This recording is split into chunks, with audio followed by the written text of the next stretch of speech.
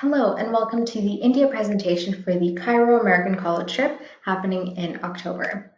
My name is Prasha and I am your Client Experience Coordinator at WE. My role is to ensure that you have everything prepared for your trip and answer any questions that you have. My contact details will be provided at the end of the presentation, so if you do have any questions, please feel free to reach out to me. Over the next 20 minutes, I'll go over the safety and policies for the trip, as well as discuss some health tips and the packing list. I'll go over your flights and then a walkthrough of your trip, followed by some next steps to ensure that you have everything prepared for your trip. All Midwi trips contain 4 pillars: safety, meaningful service, cultural immersion, and leadership. And throughout the presentation, I'll touch base on how your trip will touch these 4 pillars. Safety is our top priority at Midwi, and we take safety very seriously. We have protocols in place before, during, and after your trip to ensure that you are safe. And over the next couple slides, I'll discuss some of these policies and protocols. We have our risk management team in Toronto dedicated to monitoring the Canadian, American, British, and Australian travel advisories. So if there is anything that could impact your trip, our risk management team will be in contact with the school as well as the parents, letting them know of the situations and steps being taken to ensure your loved one's safety on the ground or before the trip. We will never run a trip if it is deemed unsafe by our risk management team. We also have our Midwi emergency phone listed here, and this number is available 24/7, and we have staff on call from our risk management team at all hours of the day in case of emergencies at home or while on trip. So if you do need to get in touch with your loved one on the trip for an emergency situation, please reach out to this number and a member of our risk management team will be able to pass on the message or put you in touch with your loved one. If it is a non-urgent ask or request, please email me and I will be able to pass on the message to our team. During the trip, you will have Midwi facilitators with you, who I'll talk a bit more about later in the presentation. But all of our facilitators are trained and certified in first aid and emergency protocol training. Our facilitators are in constant communication with our country teams at all times. There are medical hospitals of Western Standard located 2 hours away, but we do have health clinics closer to our communities and our accommodations. We also have 24-hour security guards that monitor all of our accommodations as well. After your trip, if you have any questions about the trip or have any feedback, please feel free to reach out to me and I can pass them on to our team and ensure that you're being helped. In terms of some health tips, travel bugs can occur, so please make sure to wash your hands often, and this can help combat any travel bugs. Drink lots of water on your flight and throughout your trip. This will help ensure that you are staying hydrated and do not become dehydrated. You will be given filtered water throughout the trip. We carry filtered water jugs with us at all times, so we ask that you bring a reusable water bottle which you can fill up throughout the trip, and your facilitators will be constantly reminding you to drink water, so please make sure to listen to them so that you are staying healthy and hydrated. Please make sure to bring your prescription medications with you in your carry-on luggage, and this is to ensure that if your checked bags do get lost along the way, that you do have your prescription medications with you. Your teachers and facilitators are there to support you regarding your health on trip, so please make sure to reach out to them if you are not feeling well at all. We want this to be an all-inclusive experience, so we do have 3 rules that we ask all travelers participate in. The first is, regardless of their age, trip participants may not smoke cigarettes, drink alcohol, use illegal drugs, or purchase any related paraphernalia. The second is, participants may not engage in romantic or sexual activity with anyone for the duration of the trip. And the third is, respectful attitudes and behaviors are expected at all times from all travelers. We want this to be an immersive experience as well, so we do have 2 policies in place on our trips. And the first is our gift-giving policy. Although we appreciate the intention behind bringing gifts and bringing donations to the communities, we ask that you do not bring any donations or gifts and bring just your time and enthusiasm. And the reason why we do not accept donations or gifts is that we have a team dedicated in India all year round to build and foster a partnership with the communities. And this takes many years of building up that trust and partnership. And bringing gifts can sometimes deter from this process. We ask that you do not bring gifts, but just bring your enthusiasm to learn about a new culture and willingness to learn. Your time is the best thing that you can bring and give. In terms of our photo policy, we ask that you do not take photos on the first full day that you are in the community, but you take the time to build a relationship with each community member and learn more about their life. They will be asking you tons of questions about your life, and we highly recommend that you do the same. We ask that before you take a photo, you ask for consent from every person that is going to be in the photo, and you will never see us take photos of people as we drive by because we're not able to ask for consent from them. One rule I like to follow on trip is if you can name every single person in the photo and a fun fact about them, you've taken an amazing photo. And this not only adds to following the policy, but it also adds to the experience and gives you a better memory of the experience with every photo that you take. With communication on the trip, on the first full day, you'll get an opportunity to send an email home to your loved ones, letting them know that they've arrived safe. This is optional, so please make sure to connect with your parents beforehand, letting them know if you will be sending an email or not. From then on, emergency contacts will receive updates from Me2We every 2 to 3 days. There is little to no Wi-Fi and cell phone reception in our accommodations because they are quite remote. So all communication does go through our facilitators and our country teams who communicate with each other using satellite phones.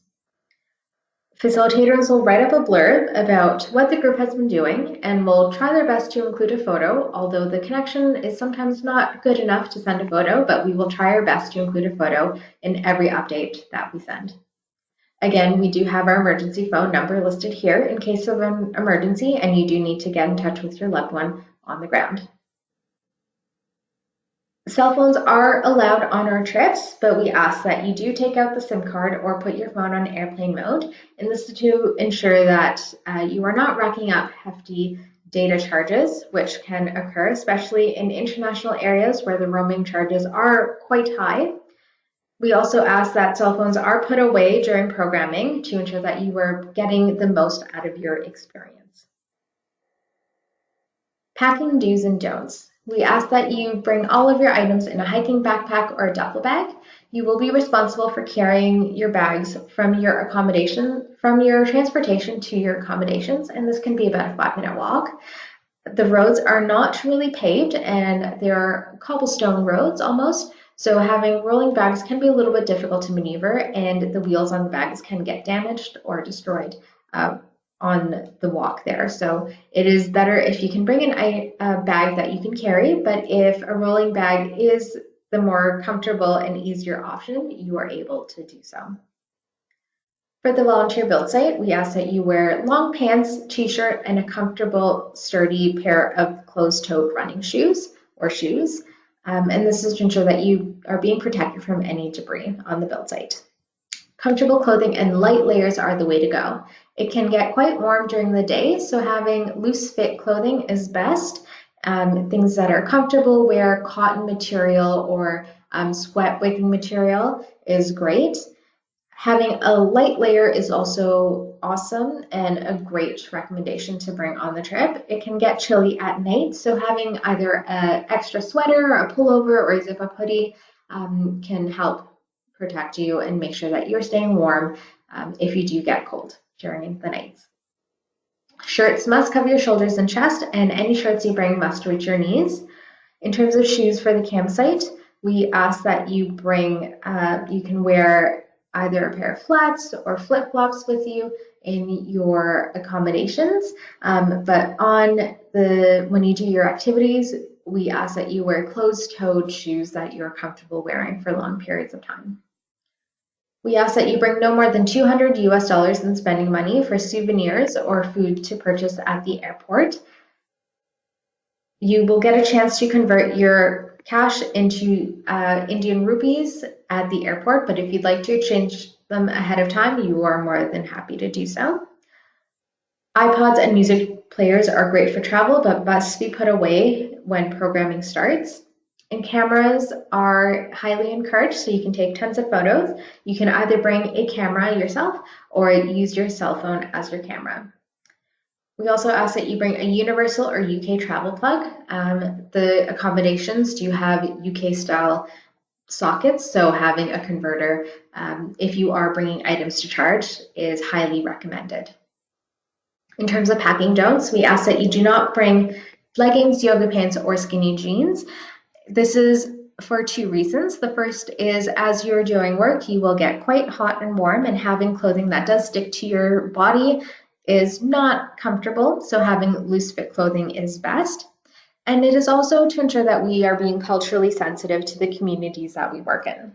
A lot of the communities that we work in, especially in India, are quite reserved and in their clothing. So having loose fit clothing is a great way to be culturally sensitive to the communities that we work in. We ask that all clothing be offensive logo free. Shirts must reach your shoulders. Shirts must cover your shoulders and chest, and shirts must reach your knees. Again, please do not bring any gifts for the community and leave all valuables and electronics at home where they are safe. In terms of your flights, please connect with your teachers on your meeting spot. We ask that travelers and groups meet at the airport about 3 to 4 hours ahead of the trip. So connect with your group leaders to find out where and when you will be meeting the group. Please make sure to bring your passport and a printed copy of your visa confirmation letter with you. You will not be able to board the flight without a printed copy of your visa confirmation letter. You'll be flying from Cairo on October 5th at 12:50 a.m. and after a few flights, you'll be arriving in Udaipur at 5:40 p.m. on October 5th. You'll then do your trip and depart Udaipur on October 11th at 7 a.m., arriving back in Cairo at 4:05 p.m. on October 11th. Welcome to India. Let's talk about your experience. So as I mentioned, you will have 2 midwifery facilitators with you on your trip. All of our facilitators have experience working with youth in a mentorship capacity and are thoroughly trained in emergency training and first aid. They are extremely passionate about midwifery and the work that we do, and it shows in every single thing that they do and they talk about. So you will get into great discussions with them, and I know you'll have a great time. And they are there for you. So if you do have any questions or concerns on the trip, please make sure to reach out to them and they will be there to support you. The facilitators for your trip are Katie Taylor and Andrew Sawicki. If you log into your portal account, you will find a welcome letter from both Katie and Andrew, so you can learn a little bit about them and see a picture of them before you meet them in person in Udaipur. So Katie and Andrew will be at the airport waiting for you in Udaipur. So as soon as you exit the baggage claim with your bags, you will see them in the arrivals area with a big sign that says Midwifery and Cairo American College, and they will be there with you for the full duration of your trip. Along with Katie and Andrew, you will have expert guides. So our expert guides are cultural guides who can walk you through some of the cultural experiences and cultural immersion activities that you'll be doing on trip. They will also act as your translators on the trip. So they speak the local language, and if you are in the communities and want to ask questions to the community members, they are there to help communicate your questions and answers between you and the community members. In terms of transportation, we use a third-party travel company, which we have used for many years now, and typically this is what our vans look like. So all of the bags are put on the top and all of the students and travelers are inside the vans. All of our drivers are trained mechanics and are there for the duration of the trip with you. So they will take you from Udaipur to your accommodations and will also be there to take you to the different activities in Aravalli. Here is a picture of Aravalli, your home away from home. So this is actually a picture of the lawn overlooking some of the youth tents. And this is a close-up of one of the youth tents. So these are semi-permanent tents, which are gorgeous on the inside. So all of our accommodations fit 4 to 6 people per room of the same gender. So boys will be with boys and girls will be with girls. You'll also have access to storage areas to put your items in. And all bedding is provided, and all of the beds have mosquito netting around them. All of the accommodations also have ensuite bathrooms, so there are showers, sinks, and toilets in the tents themselves. In terms of meals, this is a look at one of the dining pavilions at Aravelli. So all of the food is made on site, and you will have all of the food is made on site by Midwi chefs and take into consideration any dietary or medical restrictions or allergies. So thank you for filling out your application with your medical and dietary information. This has been passed on to our team in India, and our chefs are eagerly awaiting to cook you the best meal of your life. You will be having breakfast, lunch, and dinner in Aravelli. So it is a mix of Western and local cuisine, so you can get a chance to try different foods. You'll start each day off with morning yoga. You do not need to be a yogi or have experience with yoga. It's more of mindfulness and breathing and meditation at the day to start your day off right. And it's a really cool experience doing this at sunrise as the sun is rising in front of you or behind you. So it's a really cool experience to have. You'll also be able to participate in a welcome ceremony when you arrive at the community. So you'll get a chance to do a puja and be welcomed by the community members. In the community, you'll also get a chance to participate in project building. So depending on the community and the time of the year, there are many projects that communities could be working on. This can range from building classrooms to renovating classrooms to digging holes for water or laying piping for clean water access. So depending on the time of the year, projects can vary, and depending on the group that was previously there and the amount of work that they were able to complete, your project can vary. So when you arrive on your first day on the project build site, a community foreman will be there to walk you through some of the health and safety aspects of the build site and tell you exactly what needs to be done and how to do it safely.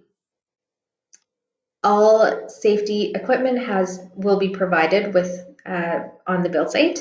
So hard hats, rubber gloves, rubber boots, steel toe covers, any face masks or protective eyewear will be provided. You do not need to have experience with building in order to be on the build site, just a lot of enthusiasm and energy to get the job done.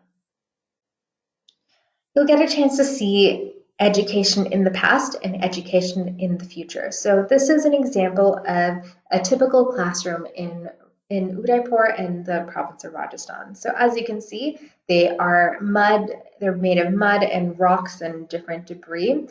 There is a tin roof on the top, so when it does rain, especially during monsoon season, it can be very difficult to hear and learn. There is no ventilation and no light being let into the classrooms, and oftentimes there are multiple grades in a classroom trying to get the same education and learn from the same teacher. So it is not a conducive learning experience. With the help of hundreds and thousands of volunteers like yourself and travelers like yourself, we have been able to build multiple schools in partnership with our community members and turn classrooms looking like this into classrooms like this. So as you can see, they are accessible with ramps. They are more sturdy. There's lots of room and air that can flow through and lots of light. And there's also community gardens as well, which can help with feeding the students. You'll also get a chance to spend the morning in the community. So you'll wake up bright and early, head to the community and work with a local mama. So you'll get a chance to carry water from a local watering source in the traditional way on your head, and you'll get a chance to walk a mile in a local mama's shoes. So oftentimes women will do this walk 3, 4, 5 times a day and walk kilometers at a time in order to get water for their families. And oftentimes this water is not clean. So you'll get a chance to see why clean water access is so important and understand the struggles that women go through every single day.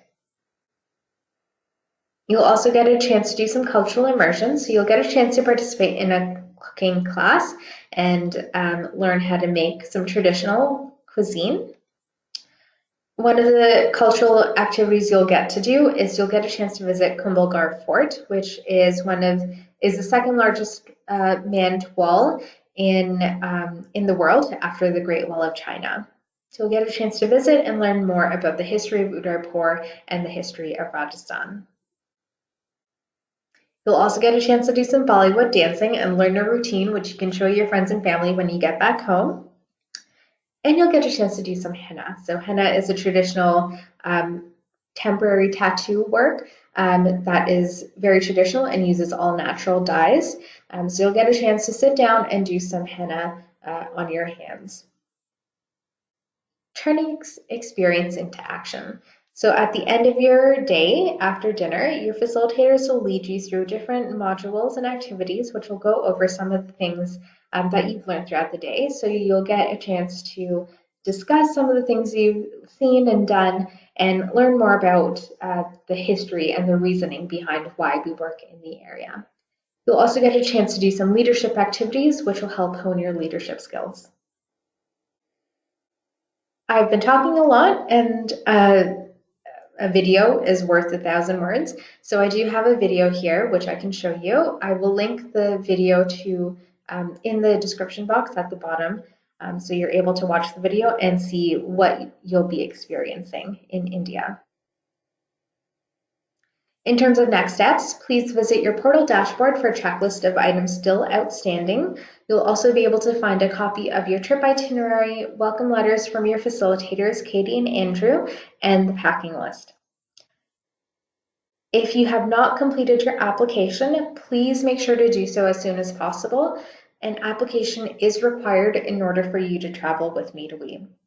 This also helps ensure that we have all the details in place for your trip and can help and accommodate anything, any dietary restrictions or concerns or any health concerns on the trip. If you have not signed your waiver form, please make sure to do so as well. You will not be able to participate in any activities until the waiver form is signed by a parent or legal guardian. Waiver forms have been sent to parents or legal guardians after the application is submitted. So if you have not signed it, please make sure to check your junk mail or spam folder and make sure that the waivers are signed. Start packing and get excited for your trip. It is right around the corner. Here are my contact details. If you would like to get in touch with me with any questions, you can send me an email at prasha.balakumaran@we.org. Thank you for taking the time to listen to this presentation. Again, if you have any questions at all, please feel free to reach out to me prior to the trip, and I hope to hear from you soon. Enjoy your trip. Thank you.